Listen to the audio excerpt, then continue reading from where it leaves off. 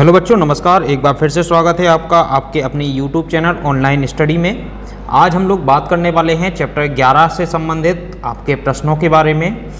तो चलिए शुरू करते हैं। हमारा सबसे पहला प्रश्न आता है कि एक क्वेरी को परिभाषित करें। डेटाबेस में क्वेरी बनाने की क्या आवश्यकता है। तो बच्चों, आज इस प्रश्न का उत्तर हम लोग हिंदी एवं इंग्लिश दोनों माध्यम में देखने वाले हैं। तो आप लोग इसका उत्तर देख रहे हैं। एक क्वेरी, जिसको हम पहले भी बता चुके हैं कि क्वेरी दरअसल एक प्रश्न होता है जब हम डेटाबेस में कोई डेटा किसी भी प्रकार से फिल्टर करके उससे उपलब्ध करवाना चाहते हैं, तो उसके लिए हम क्वेरी का उपयोग करते हैं। तो इसका उत्तर आप लोग लिखेंगे, एक क्वेरी किसी भी डीबीएमएस की सबसे महत्वपूर्ण विशेषता है। एक क्वेरी का उपयोग करके हम डेटाबेस में एक या अधिक टेबल से डेटा को रिट्रीव और डिस्प्ले करा सकते हैं। यह डीबीएमएस को विशिष्ट खोज मानदंड देकर किया जाता है। जैसा कि हम पहले ही बात कर चुके हैं कि यहाँ पर अगर हमें किसी डेटा को अलग अलग टेबल से यहाँ से निकालना है, उसको डिस्प्ले कराना है, तो इसके लिए हम क्वेरी का उपयोग करेंगे ताकि हम उस सटीक जानकारी को देख सकें और प्राप्त कर सकें जिसे हम चाहते हैं। एक अच्छी तरह से डिजाइन किए गए डेटाबेस में वह डेटा जिसे आप किसी प्रपत्र या रिपोर्ट के माध्यम से प्रस्तुत करना चाहते हैं, आमतौर पर कई तालिकाओं में उपलब्ध हो सकता है या होता ही है। एक क्वेरी विभिन्न तालिकाओं से जानकारी खींच सकती है और इसे फॉर्म या रिपोर्ट में प्रदर्शन के लिए इकट्ठा कर सकती है। एक क्वेरी या तो आपके डेटाबेस से डेटा परिणामों के लिए, एक डेटा पर कार्रवाई के लिए, या दोनों के लिए, या एक अनुरोध हो सकता है। एक क्वेरी आपको एक सरल प्रश्न का उत्तर दे सकती है, उस पर गणना कर सकती है, विभिन्न तालिकाओं से डेटा को इकट्ठा कर सकती है, डेटाबेस में उसे जोड़ भी सकती है, उसे बदल भी सकती है एवं उसे डिलीट भी कर सकती है। तो यह सारे के सारे कार्य एक क्वेरी के माध्यम से कराए जा सकते हैं। आप लोग यह प्रश्न का उत्तर अपनी कॉपी में राइट कर लेंगे एवं इसे याद करेंगे। आगे देखते हैं इंग्लिश मीडियम के बच्चे इस प्रश्न का उत्तर किस प्रकार से लिखेंगे। तो a query is the most important features of the DBMS.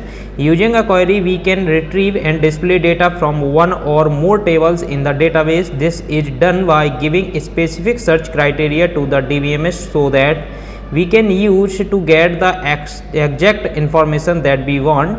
In a well-designed database, the data that you want to present through a form or report is usually located in multiple tables. A query can pull the information from various tables and assemble it for display in the form or report. A query can either be a request for data result from the database or for action on the data, or for both. A query can give you an answer to a simple question, perform calculation, combine data from different tables, add, change or delete data from a database. तो बच्चों, यह प्रश्न है जो कि आप लोगों को बताया है। मैं बिल्कुल समझता हूँ आप लोग चाहते होंगे कि इसका उत्तर आपको दरअसल प्रैक्टिकली और कुछ टेबल के माध्यम से भी बताया जाए, लेकिन बच्चों चूँकि समय कम होने के कारण बहुत सारी चीज़ें अरेंज नहीं हो पाती हैं, तो इसलिए थोड़ा इसका जो आपका प्रैक्टिकल है या फिर यहाँ पर जो डेटा का इकट्ठा करना है, थोड़ा सा समय लगता है।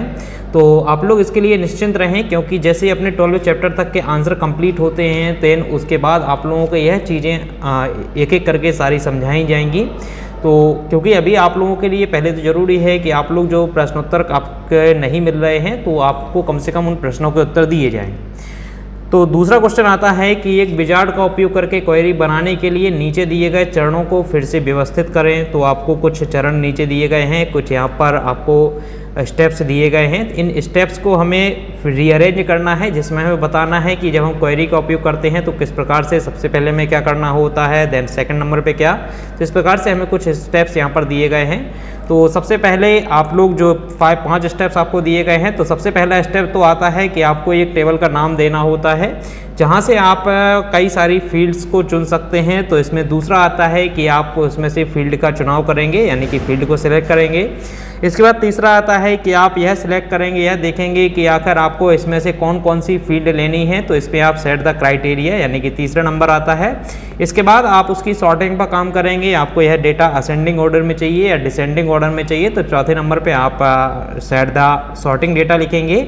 5वां नंबर आता है कि यदि आप उसमें कुछ उपनाम या फिर कुछ एलियास देना चाहते हैं, तो आप लास्ट में गिव एलियास लिखेंगे, जिसका उपयोग हम अपने मनचाहे अनुसार डेटा में अपना नाम दर्शा सकते हैं।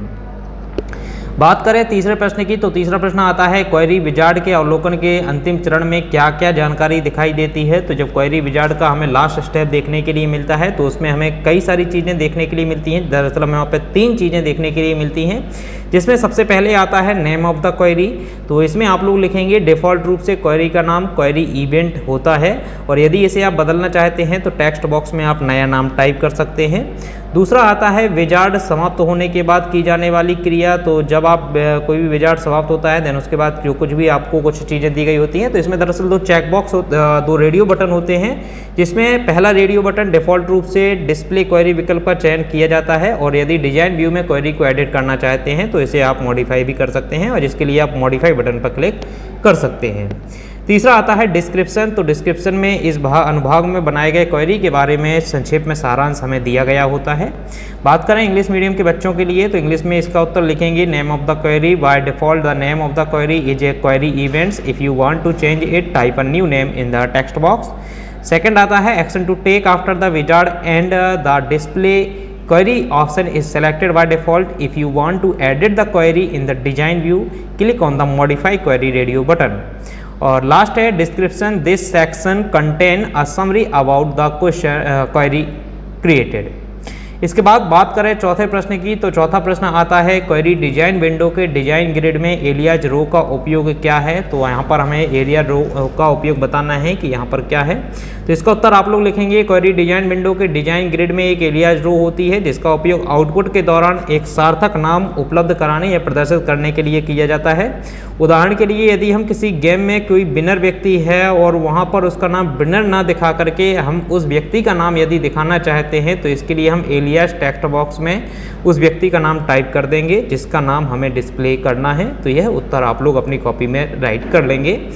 दरअसल बच्चों एलियाज में हम कोई अपने अनुसार कोई नाम दे देते हैं, जैसे उदाहरण के माध्यम से बताया भी गया है कि यदि कोई व्यक्ति गेम खेलता है और वह उस व्यक्ति में वह गेम को जीत लेता है, तो वहाँ पर दरअसल विनर WINNER लिख करके ना आए और वहाँ पर उसका नाम लिख करके आए, तो इसके लिए हम एलियाज रो का उपयोग कर सकते हैं। उत्तर देखें इंग्लिश में, तो the design grid of a query design window contain an alias row that is use to display a meaningful name during output. For example we want to display the name of the winner instead of the winner in a game. For this alias will type the name of the person whose name we want to display in the text box. इसके बाद बात करें पांचवें प्रश्न की, तो पांचवा प्रश्न आता है कि ऐसे 4 गणितीय कार्यों के नाम देना है जिन्हें किसी क्वेरी में संख्यात्मक डेटा पर लागू किया जा सकता है। तो यहाँ पर आप लोग इसका उत्तर देख सकते हैं। क्वेरी में संख्यात्मक डेटा पर गणितीय कार्य करने के लिए एसक्यूएल में कुछ गणितीय फंक्शन हमें उपलब्ध कराए जाते हैं, जो कि निम्नानुसार हैं। सबसे पहला आप लोग इसमें लिखेंगे एवरेज।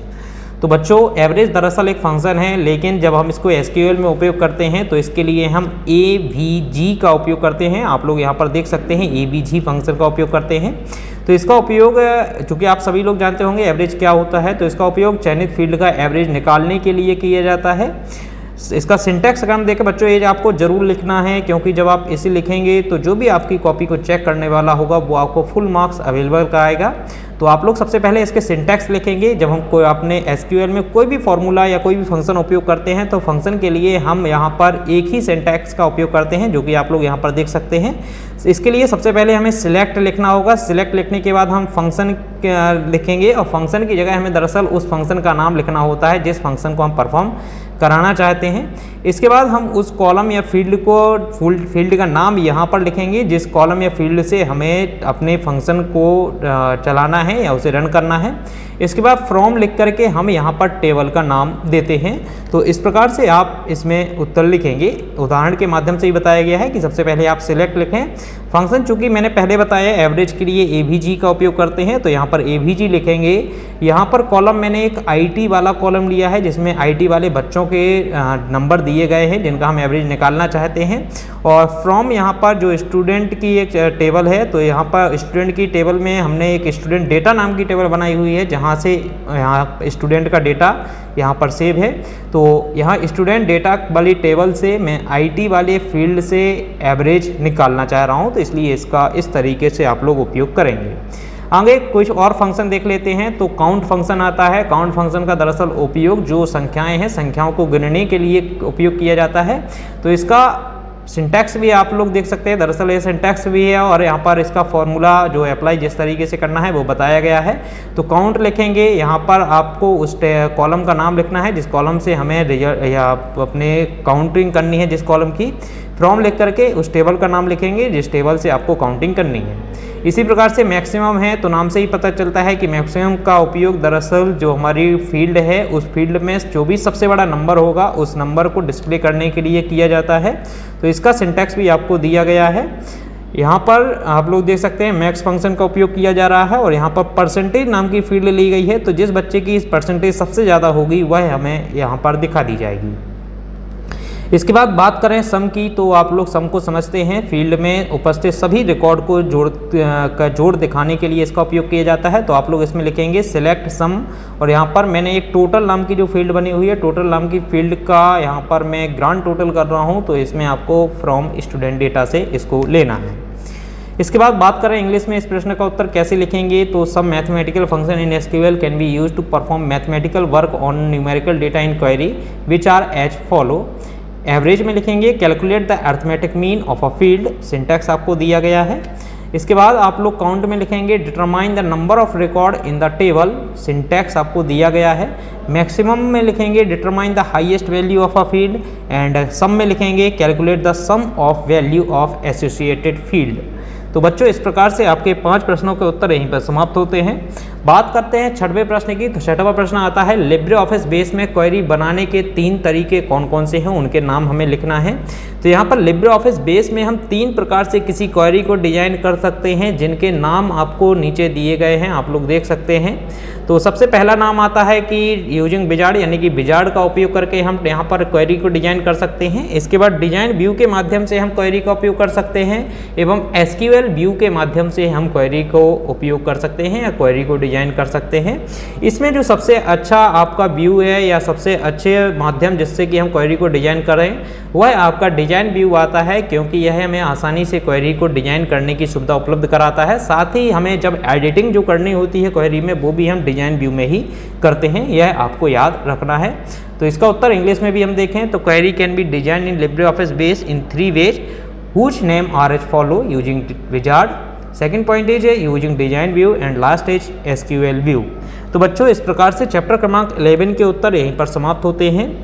अब नेक्स्ट वीडियो में जब हम मिलेंगे तो अब हम बात करेंगे चैप्टर क्रमांक 12 से संबंधित जो आपके MCQs होंगे एवं फिल इन द ब्लैंक, साथ ही आप लोग वहां पर सत्य एवं असत्य कथन एवं जो उसके प्रश्नोत्तर होंगे उनके उत्तर आपको नेक्स्ट वीडियो में दिए जाएंगे।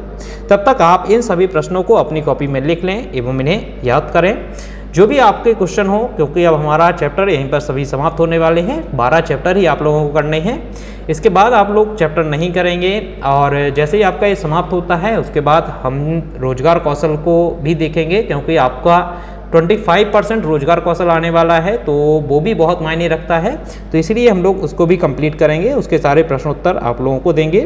तो आप लोग अपना ध्यान बनाए रखें और साथ ही यदि आपको वीडियो पसंद आता है तो वीडियो को लाइक करना ना भूलें एवं चैनल को सब्सक्राइब करें। नमस्कार।